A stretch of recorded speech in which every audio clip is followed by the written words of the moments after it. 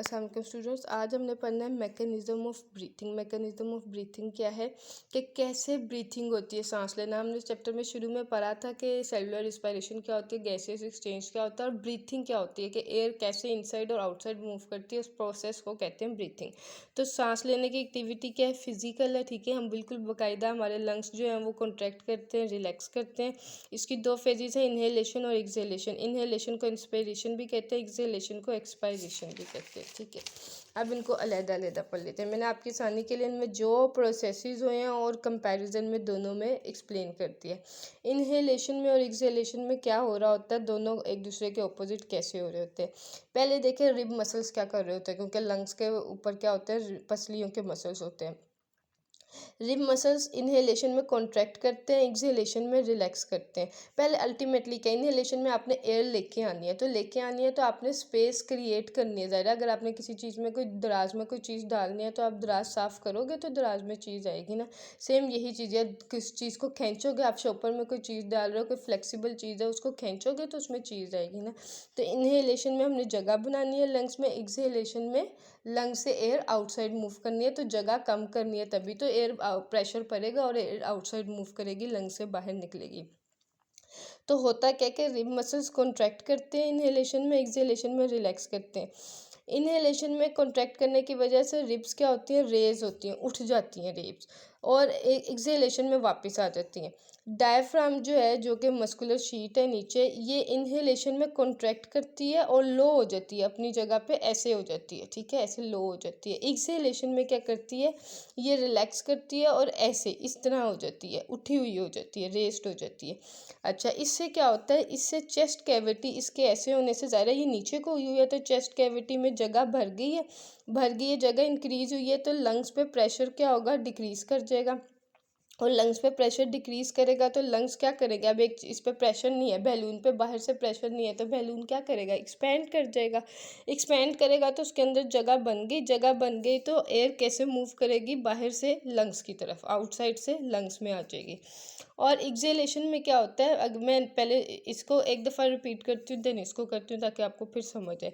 Rib muscles contract करते हैं inhalation में, रिब्स रेस्ट करती हैं, डायफ्राम जो है वो कॉन्ट्रैक्ट करता है और अपनी जगह पे लो हो जाता है, नीचे आ जाता है उसकी जगह। तो उससे क्या होगा, पूरी चेस्ट कैविटी की स्पेस जो है वो इंक्रीज हो जाती है। चेस्ट कैविटी को थोरेसिक कैविटी भी कहते हैं, इसमें कंफ्यूज नहीं होना। तो पूरी स्पेस जो है वो भर जाती है, स्पेस भरने की वजह से लंग्स पे प्रेशर कम पड़ेगा, प्रेशर कम पड़े तो लंग्स इजीली एक्सपेंड करेंगे, लंग्स एक्सपेंड करेंगे तो एयर आउटसाइड से लंग्स में मूव होगी। एक्सहेलेशन में क्या होता है, रिब मसल्स जो हैं, पसलियों के जो मसल्स हैं वो रिलैक्स करते हैं, रिब्स अपनी वापस जगह पे चली जाती हैं, पहले उठी हुई थी उनकी, वो अपनी जगह पे जाती हैं, तो डायफ्राम जो है वो रिलैक्स करता है और ऐसे उठ जाता है। डायफ्राम के उठने की वजह से क्या हो गया कि स्पेस जो है वो कम हो गई है, स्पेस कम हुई है, लंग्स पे प्रेशर क्रिएट हुआ है, लंग्स पे प्रेशर क्रिएट हुआ है तो लंग्स कॉन्ट्रैक्ट किए तो एयर लंग्स से बाहर चली गई है, लंग्स से आउटसाइड चली गई है। तो यहाँ लंग्स पे प्रेशर क्रिएट हुआ है, यहाँ स्पेस डिक्रीज हुई है, यहाँ लंग्स पे प्रेशर जो है वो रिलीज हुआ है और स्पेस जो है वो इंक्रीज हुई है। स्पेस इंक्रीज होने की वजह से एयर आउटसाइड से इनसाइड आई है, यहाँ इनसाइड से आउटसाइड चली गई है, ठीक है। ये आपने जहन में रखना है। सिंपल इनहेलेशन है, जगह बनानी है, एक्सपेंड जहन में है, तो इसके ऑपोजिट काम होगा रिब्स का। और एक्सहेलेशन है, लंग्स कॉन्ट्रैक्ट करेंगे तो एयर प्रेशर से बाहर जाएगी, तो लंग्स कॉन्ट्रैक्ट करेंगे, स्पेस जो है वो हमारी क्या होगी, वो कम हो जाएगी और लंग्स पे प्रेशर ज़्यादा हो जाएगा। प्रेशर पड़ेगा तो वो एयर, स्पेस कम होगी, प्रेशर पड़ेगा तो एयर इनसाइड से आउटसाइड जाएगी। तो रिब मसल्स उसके ऑपोजिट है, रिलैक्स करेंगे। बस ये याद कर लें तो आपको पता चल जाएगा। फिर ये ब्रीथिंग मूवमेंट होती क्या, इनवॉलेंट्री है, लेकिन हम कंट्रोल कर लेते हैं, इनके कुछ सेकंड्स के लिए, ज़्यादा टाइम के लिए नहीं। हम 1-2 मिनट तो अपना सांस रोक सकते हैं, इससे ज़्यादा नहीं रोक सकते, ठीक है। और ये 16 to 20 टाइम्स पर मिनट होती है रेस्ट कंडीशन में, 30 to 40 टाइम्स पर मिनट कितनी होती है एक्सरसाइज में।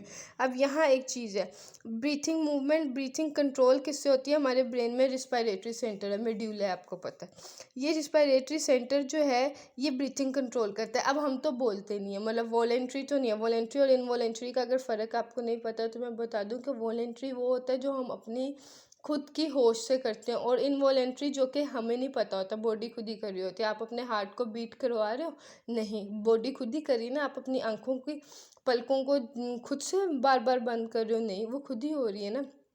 ये जो काम हो रहा होता है ये इनवॉलेंट्री होता है, लेकिन अब मैं भी अपना हाथ मूव कर रही हूँ, ये क्या वॉलेंट्री है, मैं ना मूव करना चाहूँ नहीं मूव होगा, लेकिन मैं हार्ट को तो नहीं ना अपने रोक सकती, गॉड फॉरबिडन। तो इसका मतलब ये है कि कुछ मूवमेंट इनवॉलेंट्री हैं जो आपके कंट्रोल में नहीं है, और वॉलेंट्री क्या है जो आपके कंट्रोल में है, जिन्हें आप खुद जो है वो कंट्रोल कर सकते हो।